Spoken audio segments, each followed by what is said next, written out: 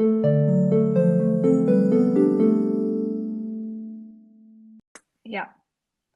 So, hello everyone. I wish you all a good evening and thank you so much for getting the time out to join us for this session.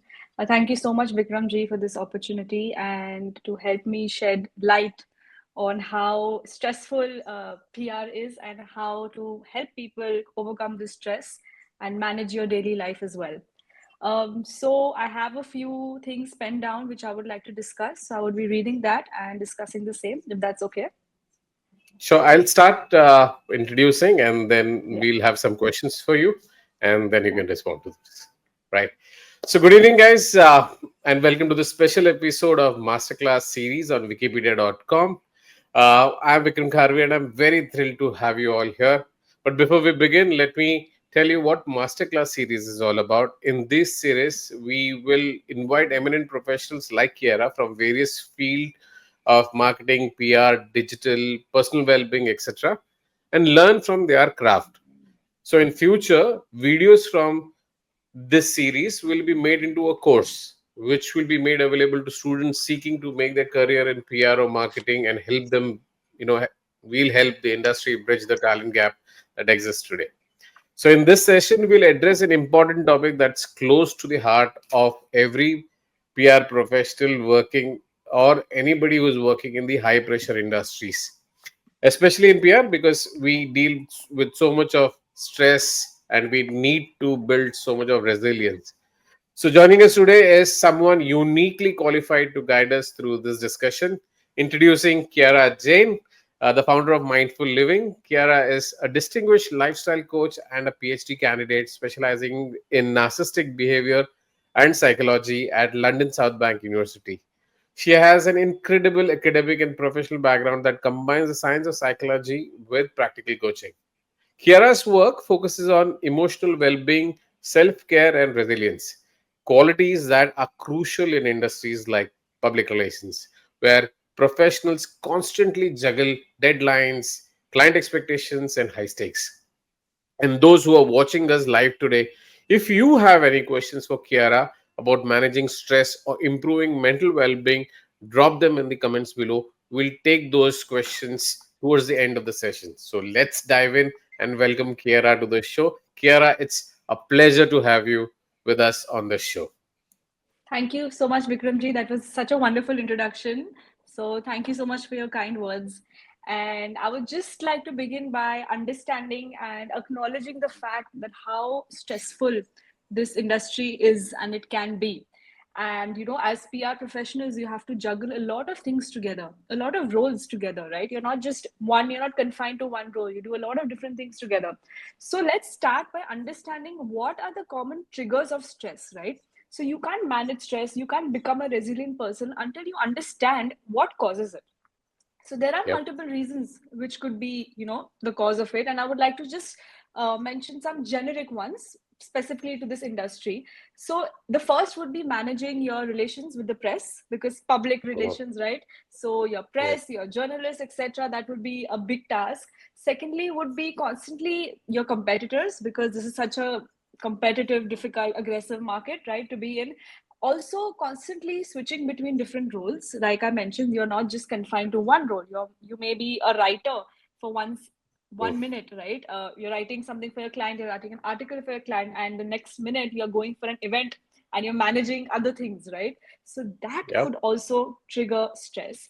Another thing would be, a lot of your events, a lot of your meetings could be beyond work hours. Time does not, has no boundaries when it comes to such work. So your family time could be affected by that. That could also cause stress. So these are a few of the things, which could cause stress. So I just wanted to touch upon that, and we will discuss further on how to manage these things. Focusing on mainly the new generation today, the Gen Z who has joined PR.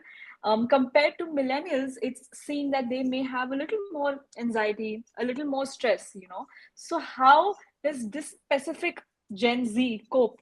How do you manage to do that? So a lot of times when they've just joined in, a problem, what causes anxiety sometimes, sorry, in a workplace would be ambiguity. would be a lack of clarity regarding the roles, right? So maybe what the employer expects or what the employee has, maybe it's not clear what they're expected to do or what they're not expected to do. So it's always a good idea to be clear in the beginning for them that what they can do versus what they can't do, right? I believe it's really important to be as clear as possible. Also, to provide workshops for this particular generation, which would be conducted by the organization, and provide them as many mental health resources as possible, and keep a clear communication and be as approachable as you can, because creating a healthy work environment is which would what not only help them thrive but also the organization thrive. Yep. And also moving forward, very often, the PR industry works around the clock. There's a lot of major deals you're doing, campaigns, etc. So there is a chance of burnout. I'm sure we've all heard of that term, burnout. And how do you avoid this? So when it comes to your well-being, it's really important to give your physical body as much importance as you can. And you will hear me keep go on repeating this like a broken record, because your mind and your body are linked, and I cannot impress upon you how important it is to give attention to your physical body, right? So for example, if you have an event, one day till late, that's fine, you don't get time for yourself, but the next few days you prioritize taking care of yourself. Prioritize going for a short walk. I'm not asking you to hit the gym for 2-3 hours. I know that's not possible. We're all working professionals here. So just remove some time for yourself, because that would really help. Also, a social media detox is something which would also help to avoid a burnout. I'm not saying completely cut off from social media, because that's not possible in today's world, but try to be mindful when you're using social media. That is also something which really helps. And also, of course, every time you're overwhelmed, there's no embarrassment in seeking professional help, some once in a while. That stigma of not being able to go and talk to someone is always there, but if it gets really bad, that could also help with your burnout. Also, expressing your emotions with your colleagues, or with your contemporaries or family member, anybody you can confide in, can also be extremely, extremely helpful. Again, open communication is also something which you'll hear me say like a broken record, because that's also very important for a healthy work environment. So also some simple pointers to keep in mind, which would help in building mental and emotional resilience for professionals, which you could apply in your everyday life. And I don't want to use any complex psychological jargons, which would really confuse or bore anybody. So I'm going to keep it as simple as possible. So the first would be, to develop emotional resilience and to maybe avoid stress, is get enough sleep. Now, this sounds very simple, this sounds very silly, Yep. but very often we tend to ignore our sleep schedule. We tend to not even make time to eat well. This culture of working till late, waking up early, rushing to work, it sounds great, in the short run, but in the long run, it's really not healthy. Skipping meals is not healthy. And if you don't take care of your body will not take care of you. And how will you show up to work, right, if you're not well? So, and Agreed. also to build emotional resilience, you have to firstly be physically fit. And these simple steps can help you to be physically fit, right? And also to build resilience, it's always important to stay in touch with your emotions and to be rational. How do you stay in touch with your emotions? One simple method. It's fine. So one simple method would be to write down your achievements and what you wish to achieve in the next 6 months. Write down the resources you have for it. Write down what you require. Break it down into small tasks. So now you have a plan right in front of you, right? Yep. And when it's right in front of you, it's easier to follow. It's easier to implement. And lastly, the most important key to building a resilient mind is to be positive. So, in psychological terms, we call this cognitive restructuring. What cognitive restructuring is basically you are replacing your negative thinking patterns with positive Mhm. ones. So, we Okay. always tend to focus on negative information a little more than positive ones. That's a Yes. human tendency. Yes. So, all Like a you need to feedback, do is like a exactly, feedback exactly. from a boss. Yes, yes. So that happens, and we're all guilty of it. It's absolutely normal. But if we can train our mind to first process the positive more than the negative, that would really help to be emotionally resilient and strong. And also, I suppose in the field of PR, we're often judged, by a lot of tangible outcomes like your awards, media coverage, your client expectations, public relations. So how can professionals such as all of us reduce this stress, while working in such a result-oriented environment? The best way, I believe, and even the studies, etc., is it's just you focus on your task which is given to you, focus on the present, right? And don't worry about how the outcome is going to be, because if you give your 100% in the present, your future or the particular task which you're aiming at will automatically become good, right? Yeah. So you give your Yeah. best and leave the rest. Be in the present. Very often, under high stress environments, I've observed that we're very focused on the outcome. But Hmm. because of that, we mess up the present. And that's what messes up our performance as well. So Very beautiful. if you stop worrying about the outcome and focus on the present, be right here, give your 100%, the outcome will automatically be successful.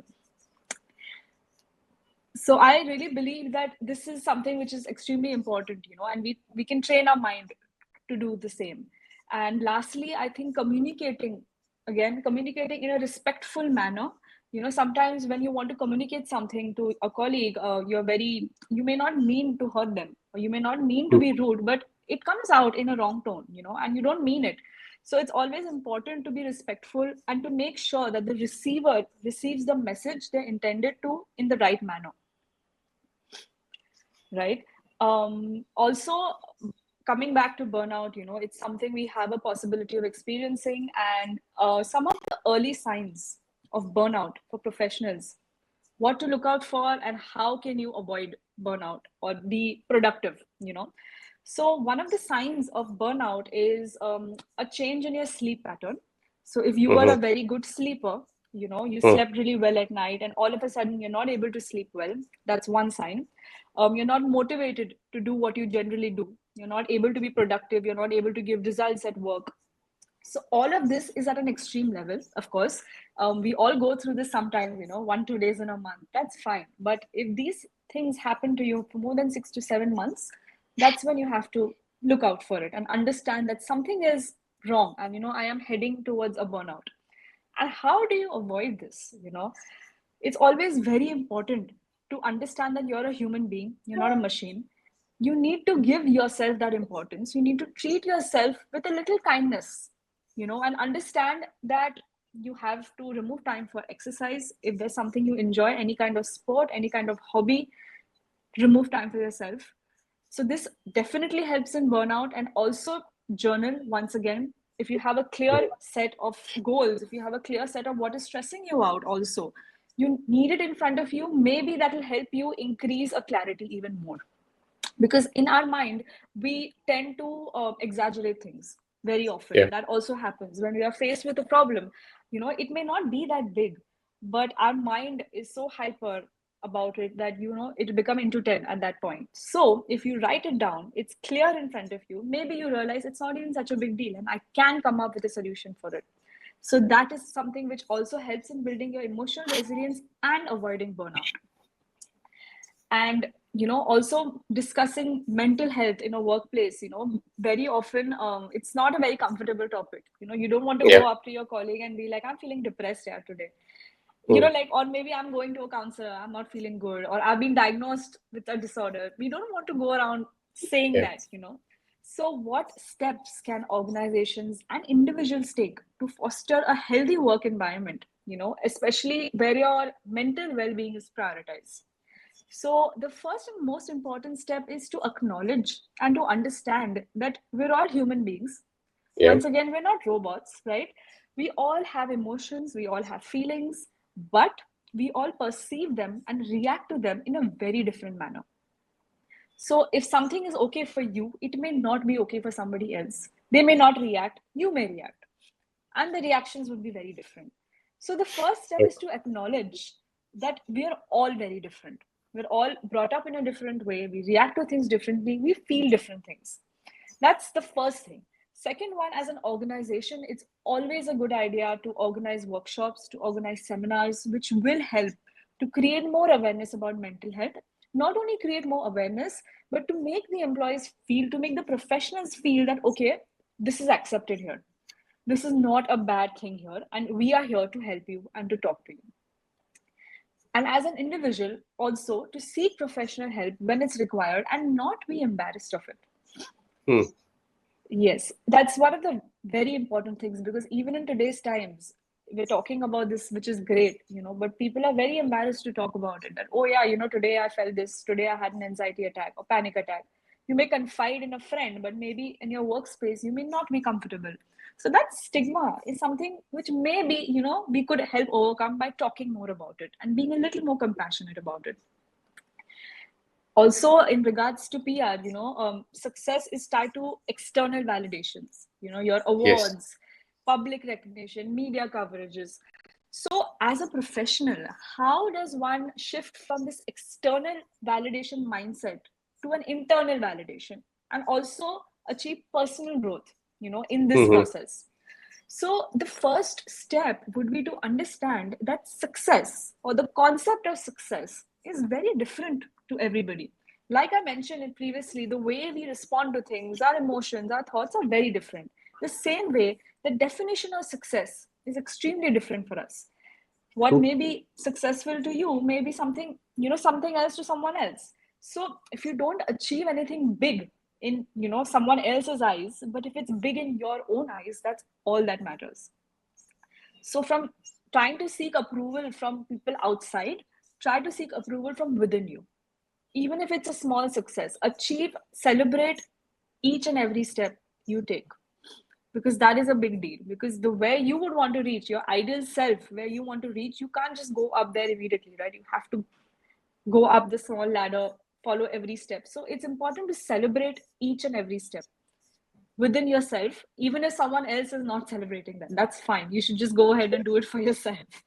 you know Also, something very important is, again, to change an attitude of yours towards rejection. Very Yeah. often, yeah, rejection and failure is something which is, termed as something bad. And Hmm. today, you go for an interview, for example, and you're rejected, and you feel really bad about it. Of course, situations are different, but if it's something not such a big deal, but anything related to rejection, failure is deemed as bad. But if we change that attitude, and if we understand that, okay, I got rejected today, but it's a learning experience for me, so the next time I'll be even better. This information will help me become better. So if you change that attitude of yours, that itself is a huge form of personal growth. Yeah. Also, I'd Very like to interesting. once again, yeah. And also, I'd like to once again express how important physical health is and how it is connected to your mental well being, right? So, some simple steps, professionals can take to improve their physical health, which will also help them to cope with stress at work, would be to once again keep your diet in check. So very simple, very straightforward. Keep your diet in check, because when you eat processed foods in a hurry, it causes more fatigue and it causes you to be Hmm. more tired, right? Hmm. So that is one important thing. Sleeping is another important thing, like always. Trying to incorporate movement is another Hmm. important thing. What happens Yeah. is we're sitting on our desk all day, we're sitting in the car all day, or we're coming by train, etc. But when you're reaching your workspace, most of the times we sit for a very long Yeah. time without realizing it. Even if it's a 5-minute break, even if you stretch a little, that would also help you to decrease the stress. So it's called the Pomodoro technique in Hmm. psychology. So what that is called is, basically, you work very intensely with 100% focus for 25 to 30 minutes. Okay, when it's a very important task. After the 25 to 30 minutes, you take a 5-minute break. You stretch, you walk around, and then you get back to work. So following this pattern will help you decrease your stress. Yeah. Also, one very important thing I feel is, your physical space where you're at. It's very often, sometimes we don't tend to clean it. It's cluttered, with a lot of papers, with a lot of things. That subconsciously also causes stress. So if you take out 5 to 10 minutes to just clean up your desk, I'm not asking to completely, do a full on thorough cleaning and all of that. Just organize it so you know what is where, That is also very Oh, important, because if you need a certain document or you need something, you're not able to find it, you get stressed as well. yeah. Yeah. So very small thing, but it really helps. Another thing is, very often, besides the desk thing, your muscles tend to get very tense when you're stressed, right? Muscles get tight. So there's an exercise, which is the progressive muscle relaxation technique, which you can do. Which what happens is, when your muscles are tense, you do an exercise which decreases the tension in your muscles. So it's really easy, very simple. You just get up, tighten all your muscles in your body, or do it in phases. And once you tighten it, deliberately decrease the tension. So you tighten Oh, and you release it, right? So that way, what happens is, when you're doing this task, your mind gets diverted. Okay. Firstly, after your mind gets diverted, by the time your mind is diverted, the muscles decrease and they calm down. When your muscles calm down, your mind calms down. So that is something which is also very interesting to try. And also, I think it is very important to build a professional support system, right? Because you're at yeah. work very often, and it's a lot of things, a lot of stress you go through, and you can't just keep calling someone, at home, or being like, oh, this has happened, what do I do, right? Very often, it's really important to have a good support system professionally. So how do you build that is by just being in touch with everybody, like, even if you have left a particular organization, stay in touch, with them. Hmm. Your current employees, be there for them when they need you, so you can't just expect people to be there for you when you're not there for them.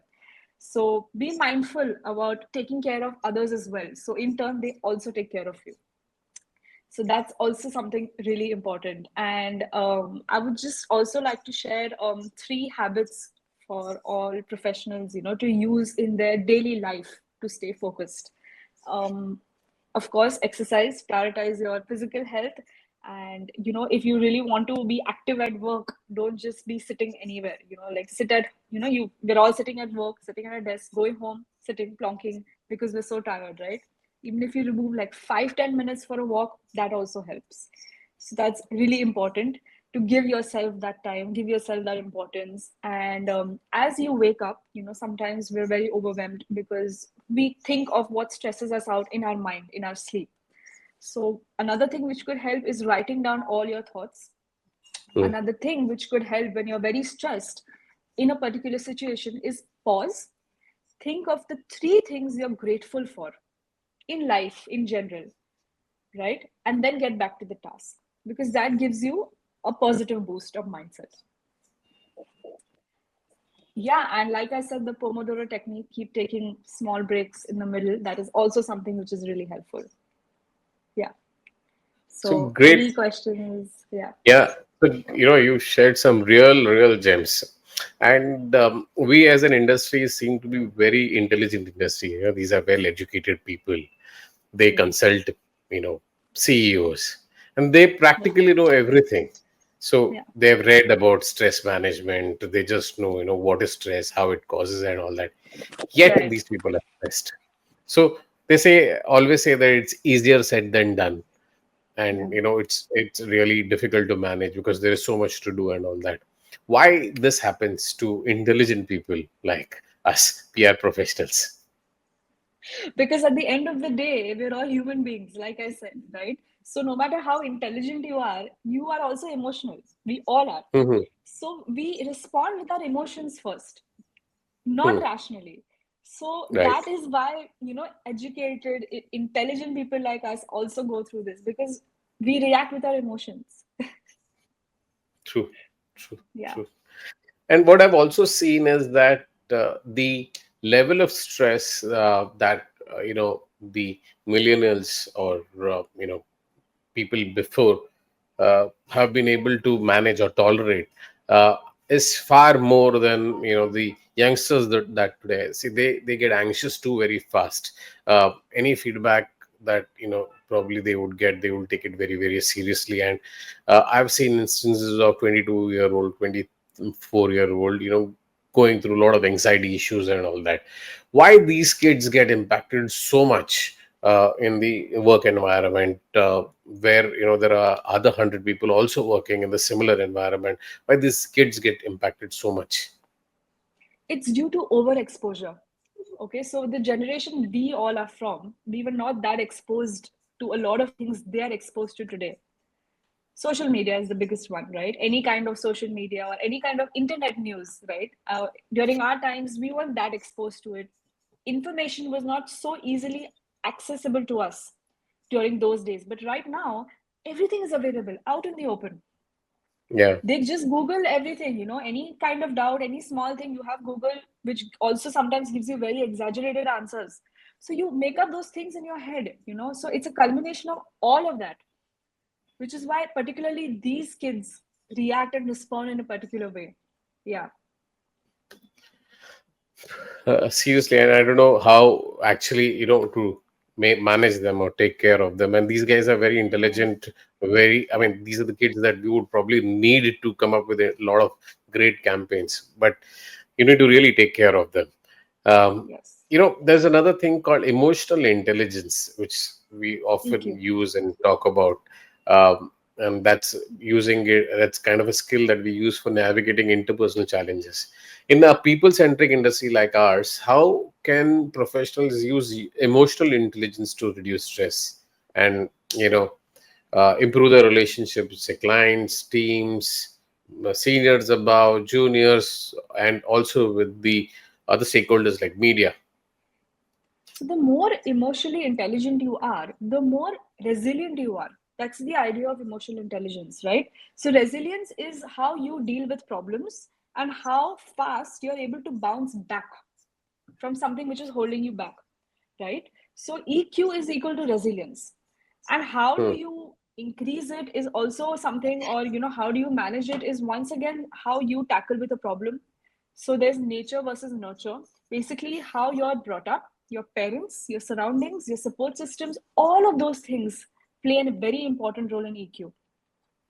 If there's a child, for example, since he's a teenager, he's always been demotivated by his parents at home, you know his EQ may not be that much because he doesn't have the confidence to explore himself. He doesn't have the confidence to talk to people, to learn new things. That also hampers his EQ, right? So it all begins from your surroundings, the kind of exposure you get, the kind of environment you have at home. EQ really depends on that. And as you grow older, of course, you can develop your EQ with time as well. But the best time is a fostering environment for a child when they're growing up. Yeah. Yeah. So you mean to say that people carry their past life baggage along with them? So the childhood baggage be or anything that has happened with them in the past life, does that impact work environment in that big way that it uh, adds to the stress and anxiety? 100%. Yes. And what the worst part is that this happens subconsciously. So the person may not even be aware that because of their childhood, they've become such a person. Hmm. That is the worst, because it's frustrating for the person as well, right?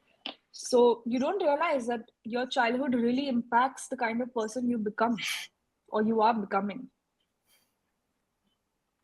Okay, can you throw some examples on this particular thing? Like you find in offices, some people are very aggressive in the way they work.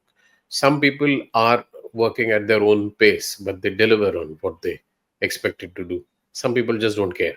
So, Yeah. what kind of past background do these guys come from?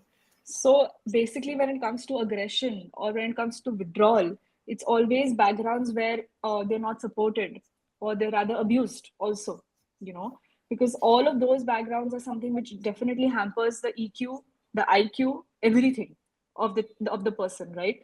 They carry all that baggage with them. They carry the frustration, the disappointment, the sadness with them, right? And that shapes you into being a very sad person, you know and all of Yeah. that comes out in your workplace. That's really sad. That's one thing. And also, if someone is doing very well at work, but Hmm. I'm sorry, I forgot what the second example you gave. If someone is doing extremely well, right, and Someone which is who's within doing their his work achievement. at his own Yeah. pace. He's not Pace. aggressive. Yeah, Yeah. he's using his own pace. It's normal pace, and but yet delivers. So Yeah. does that mean that he's had a great, past, great childhood, and that's the So reason most he's of the times, become good? yes, it comes from a very supported environment, definitely. Okay. That is one case. Another case could also be that even if he has a difficult past, he turns out to be resilient by himself. Hmm.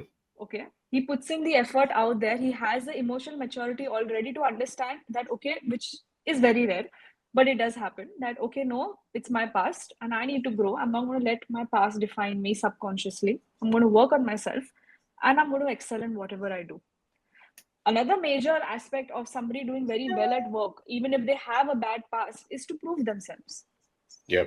to prove their worth, to prove their self identity. That is also one aspect. Yeah, and the Yes. people who don't care, coming to the third category of people who don't care is could be a lot of could be probably lack of motivation or thinking too much of themselves that they don't need to prove anything to anyone, or also the overall attitude of how they've been brought up. So a lot of factors could come into play. Right. Do you think COVID has impacted mental health? Pre-COVID, people were more resilient, and post-COVID, something happened. A lot of things changed in their mind, and people are being more anxious now. Has COVID played a role, according to you? It depends. If someone who's lost loved ones, yes, Hmm. but other people who are out of it now and there was no harm done to them or any of their family members, then no, because most of the people have sort of, they remember it but they're not living with it. Hmm. But the people who've lost their loved ones are living with that. Hmm. Okay, that during COVID, I've lost someone because of COVID, I lost someone, right? So that anger, that resentment lies in them. But the other people, no. Great. I think it's time up, and the discussion was so engaging that there is no time for questions either. So, Thanks so much. Kiara, thank you so much for this Thank incredibly you. insightful session. Your advice has been both practical and deeply meaningful, and I'm sure our audience will find it valuable in navigating their professional lives as well. To everyone watching, thank you for joining us on this masterclass Thank series. you. If you Thank you. missed any part of the session, don't worry. The recording will be available on Wikipedia.com's YouTube channel soon. Check the comments for the link as well. And until next time, take care of yourself, prioritize your well being, and continue mastering the art of balancing life and work. See you all in the next episode. Thank you, Kiara, so much. Thank you. Thank you. Bye.